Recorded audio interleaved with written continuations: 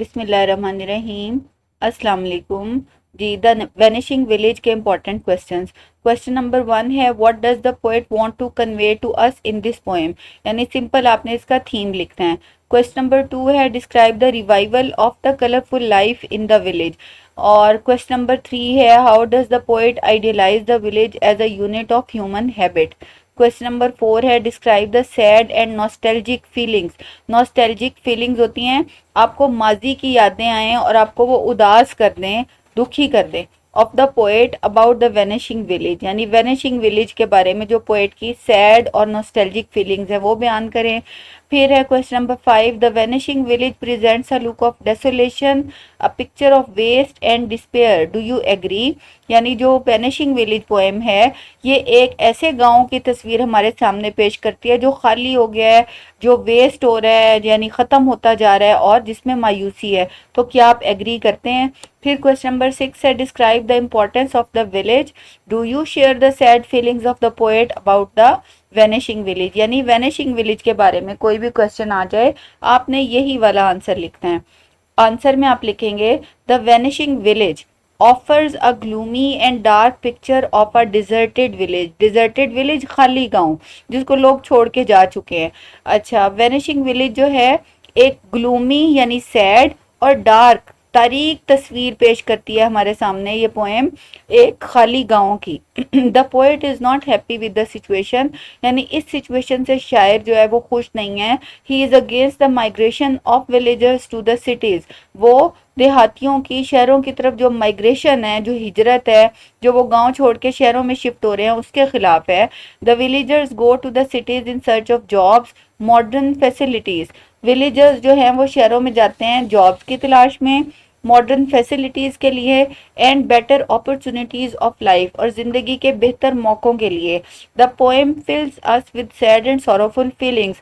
जो पोएम है ये हमें उदासी भरे जज्बात से भर देती है, सैड एंड सॉरोफुल फीलिंग से हमें भर देती है। We can not be happy, हम खुश नहीं हो सकते at the disappearance and destruction of the village.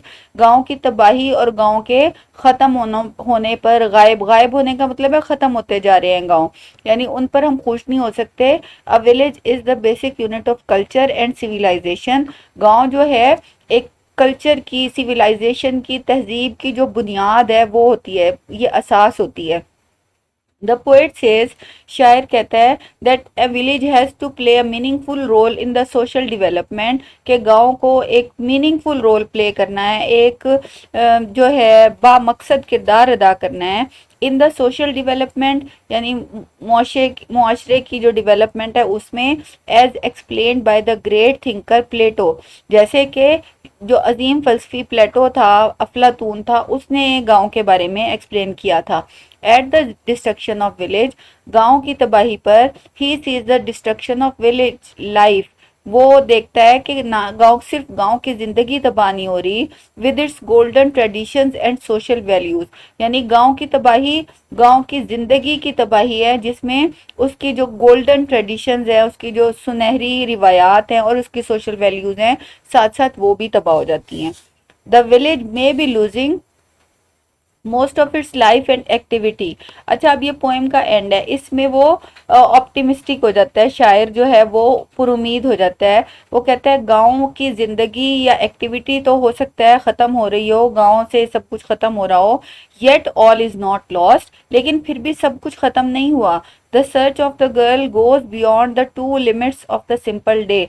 इस पोएम में जो एक लड़की को प्रेजेंट करता है, एक छोटी यंग लड़की को, तो वो कहते हैं जो बच्ची की तलाश है, उस लड़की की तलाश है, वो जो डायमेंशंस ऑफ डे हैं, टू लिमिट्स ऑफ डे हैं, सिंपल डे यानी दिन की जो डायमेंशंस होती हैं, सुबह और रात, दिन का निकलना और ख़त्म हो जाना, वो इनसे, इन हदों को पार कर गई है वो लड़की, यानी वो वक्त को पार कर गई है, वक्त की हदों से आज़ाद हो गई है। She is the future of the village, यानी वो गांव का मुस्तकबिल है। सिंबॉलिक है यानी उसकी प्रेजेंस, यानी वो बच्ची शो करती है कि गांव ख़त्म नहीं हुए बल्कि उनके अंदर उनका फ्यूचर मौजूद है। Her presence shows that this DK can not be permanent, और उसकी मौजूदगी लड़की की जाहिर करती है कि ये जो डिके है, ये जो गांव की तबाही है, ये परमानेंट नहीं है। परमानेंट नहीं हो सकती। Stay then village for round you spin on slow axis, यानी फिर वो ये गांव के बारे में उसकी लाइंस है पोएट की, आपने इसी तरह लिख देनी है कि stay then village for round you spin, के तुम्हारे इर्द गिर्द गांव के इर्द गिर्द जिंदगी घूमती है। ऑन स्लो एक्सिस, आहिस्ता आहिस्ता। A world as vast and meaningful, एक दुनिया जो बहुत वास्ट है और मीनिंगफुल है, बामकसद है। आगे मैंने ये डैश डाला हुआ है, आप भी ऐसे ही डैश डाल दें, क्योंकि मुझे लग रहा था आपको भूल जाएंगी ये लाइंस, मैंने पूरा जो स्टेंजा है वो नहीं लिखा। इसी तरह आप डैश डाल दें तो आपका मकसद फिर भी पूरा हो जाएगा, आपको अच्छे मार्क्स मिलेंगे। The poet thinks that the village is the centre of human civilisation, शायर का ख्याल है कि जो गांव है वो ह्यूमन सिविलाइजेशन, इंसानी तहजीब का मरकज है, सेंटर है। The whole world moves around the village, पूरी दुनिया जो है गांव के इर्द गिर्द घूमती है। The poet yearns for a revival of the colourful life and activity of the village, जो शायर है वो ख्वाहिश करता है, यर्न्स फॉर का मतलब होता है लॉन्ग्स फॉर, उसका उसकी ख्वाहिश है, उसकी तमन्ना है कि गांव की जिंदगी और गांव की जो एक्टिविटीज हैं, जो रंग बिरंगी जिंदगी है, वो फिर से वापस आ जाए, फिर से जिंदा हो जाए गांव की रौनकें। तो बस यही याद कर लें, इसका और कोई क्वेश्चन नहीं है, ये एक ही क्वेश्चन है। Thank you.